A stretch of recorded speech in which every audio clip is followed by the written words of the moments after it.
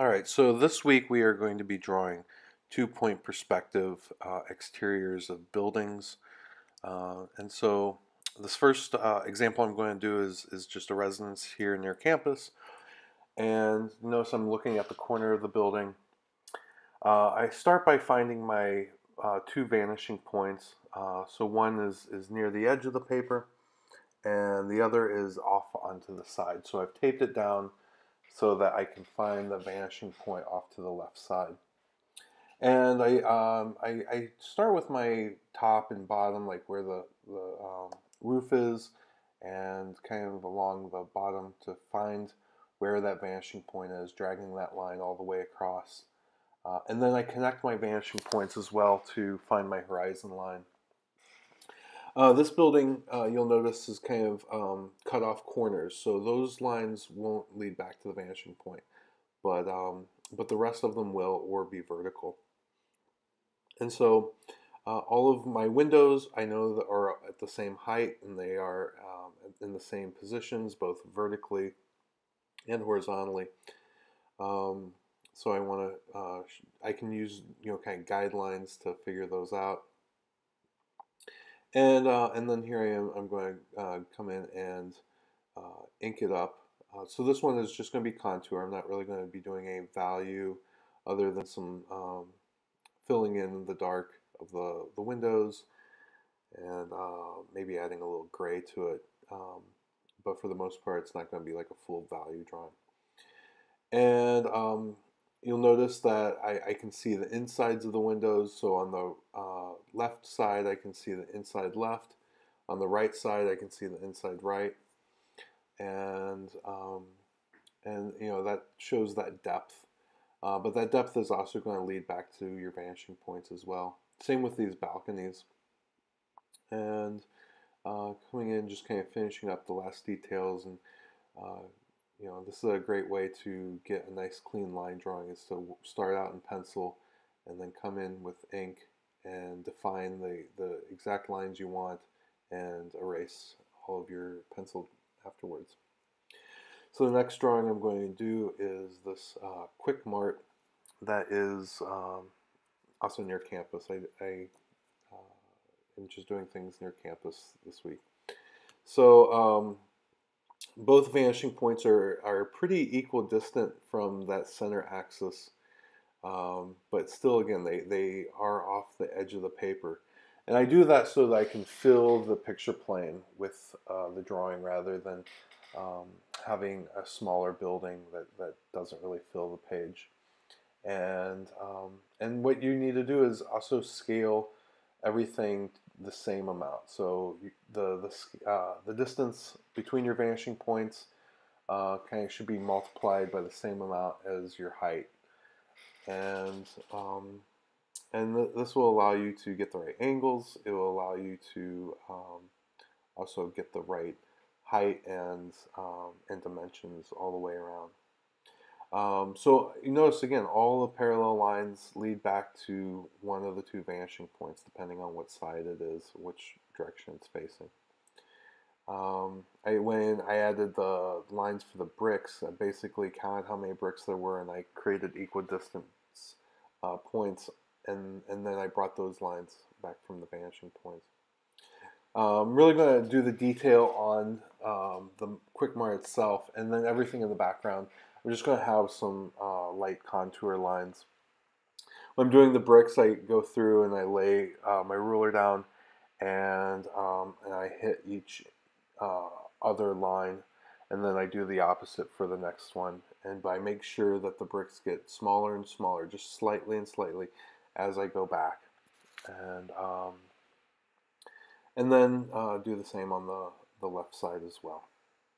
And you notice I do all my detail last. So like if there's any signage on the building, and you want to add the signage, make sure that's kind of the last thing you do, because it's not really that necessary.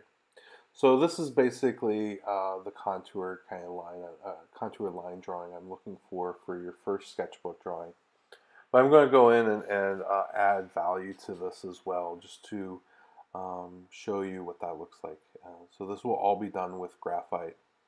and just kind of layering it in.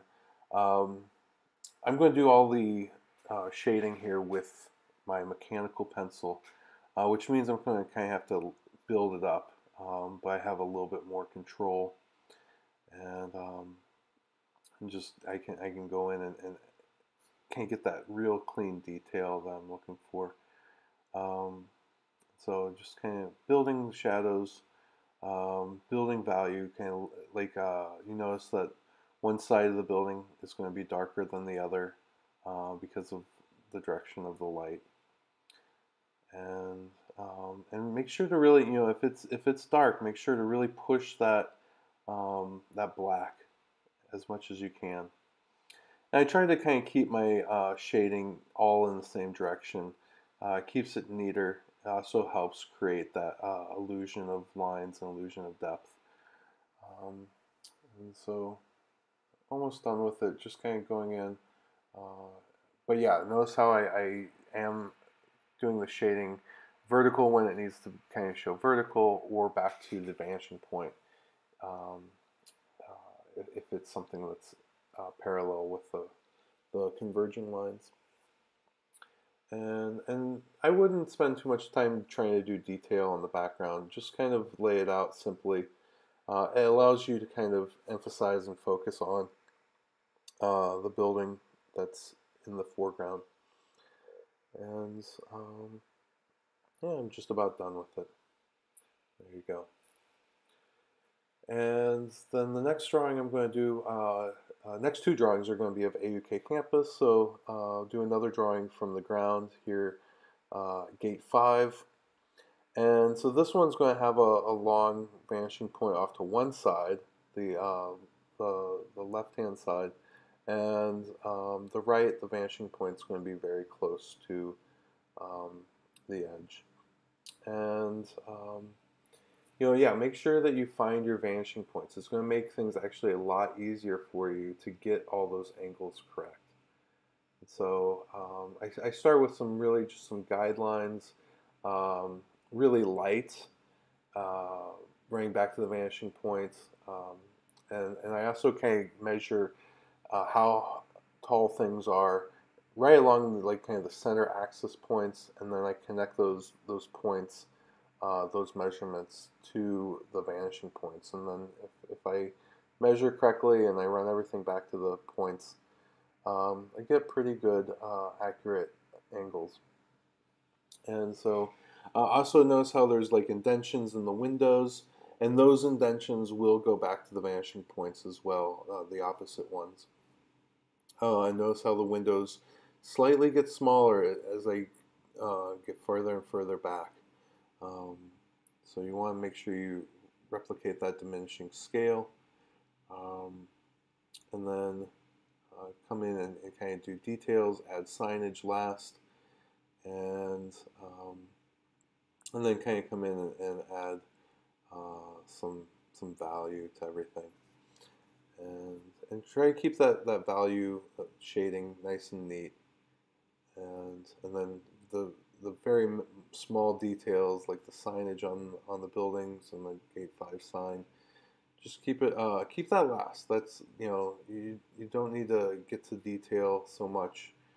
That's not really the goal of these pieces. The goal is to make sure that you can get all of your angles correct, and then it's good to see that you can build the value up so that's more realistic, and adding that value is going to make it look more real, make it look have more contrast. And just kind of going in and finishing up my last little details and adding just a little bit more dark in the areas that I could push a little harder, and then even like little details on the around the edge of the sidewalk and so forth. And yeah, and that's about it. Just, you know, making sure that everything is in its right place first, and then do details. Sometimes students like to start with details, and that's really the last thing. You know, I also notice I kind of work from the foreground or the background towards the foreground. So like I added that street light right at the end. so that I could kind of lay it over top of the building. And then this last drawing I'm going to do is looking at AUK campus from a balcony. And so my horizon line is above all of the buildings. And so, you know, you're not really going to be looking at looking up or so forth. You're going to look above it, and you're going to see the rooftops, and so my vanishing points are actually going to be all above. So I just wanted you to consider that if you are trying to draw a building and so I was on like the 10th floor looking out, so I'm actually above the buildings as well. And so I drew a lot of guidelines back to my vanishing points, especially kind of the main shapes of the buildings. And you really, think about this as just building up cubes on top of each other and in and around each other and fitting them into the right places. And I use all of my like different elements of the different buildings, like the gate and things. I look at their relationships to one another. That's really important to always kind of double check and see if something is out of place. Then you need to evaluate whether it is you drew something too big or you put it in the wrong spot. And but constantly keep measuring your photograph. And this is why I encourage you to kind of print your photograph and tape it to a piece of paper and draw lines back to vanishing points. So you can see like the horizon line back there. You can see in the background the city of Kuwait. But I'm going to keep that really, really vague, really, not very detailed, and really focus on the detail of the buildings on campus. But again, all of these are just like cubes that need to be detailed and cleaned up first. I'm going to try to draw this with leaving the white lines, but this I actually come back and darken those and take a white pencil over top of them. So that's another thing you can do if you're working in ink. You can take your white pencil and come back and bring out different colors. So here showing the so that's what I did there, adding the colored pencil, white colored pencil over top of it. So this one I'm going to ink it with gray markers, and I start a little light and I can build that up a little bit darker each time. And I can also, like I said, bring in some white. So you'll see when I do the soccer field, I actually just cover the whole soccer field in ink, and then I will bring the lines of the soccer field out with colored pencil. And noticing, so even the streets and are parallel to the converging lines. The lines in the soccer field are as well. All of these lines are, if you gotta double check and make sure that what things are parallel. But the best way to do that is to see if they meet up with your vanishing points. And now I'm just going to add in a little bit of detail, darken up the background a little bit, add some vague detail to the background, but not too much. I don't want to distract too much from the buildings in the foreground. And now I'm going to show you some examples of students' work in past semesters, all in two-point perspective. And so these first ones I'm going to show you are all contour. Notice how there's these guidelines drawn in to show that continual convergence of line and perspective, and that's going to help you. You don't have to erase them, but if you go in and add ink, it might be beneficial to kind of take them out when you're done. And it's really a exercise in measurement and then being able to transfer that measurement onto the paper. And then these next ones are going to start to add value. So if maybe you work on some tinted paper like this, and then you come in with a white pencil and bring the value out. Um, Notice, the different shades for different sides of the building. Also bringing out white on tinted paper gives it nice contrast. That kind of paper acts as like a middle gray, whereas you can make it darker and lighter. And so make sure, again, always have your lines leading back to the vanishing point um, on both sides. Even, in some cases, you're going to find that a vanishing point on one side is going to be much closer than the other. And so, what it helps to do is to, tape paper to the side or tape it down to paper. That's the best way to really fill the page. Otherwise, if you try to keep your vanishing points on the page that you're drawing on, your building is going to come out really small. And so kind of think of it as like you're cropping before you draw it. And so, if you have any questions this week, email me. If you have questions about like why things aren't lining up, or how to get your measurements correct, just let me know. And it's really so some examples there, you're going to have something that's you're looking straight on, but really kind of focus on the building itself, where it's looking at an angle. If you look at more of one side than the other, that side that's flatter is going to have a further away vanishing point, whereas the kind of sharper or steeper angle is going to have a vanishing point that may actually be on the picture plane. And so it'd be important to gauge that correctly. And yeah, if you're looking kind of straight on at the angle, your vanishing points might be much similar distance from the center axis of the building, or the corner of the building. And I would encourage you to kind of work your way up to more complex. So your easiest drawing should be the first one, which is just contour on A3. The second one should be a little bit more complex and show me that dark and the light of the value range. And then your most ambitious drawing should be your A2 drawing. And after you've had practice with 2 A3 sketchbook drawings, that would be a lot easier to accomplish, is something bigger with value. And don't be afraid to really push the dark. Like here you can see a lot of contrast, really pushing black to be pure black. And that can be achieved really with like ink or charcoal,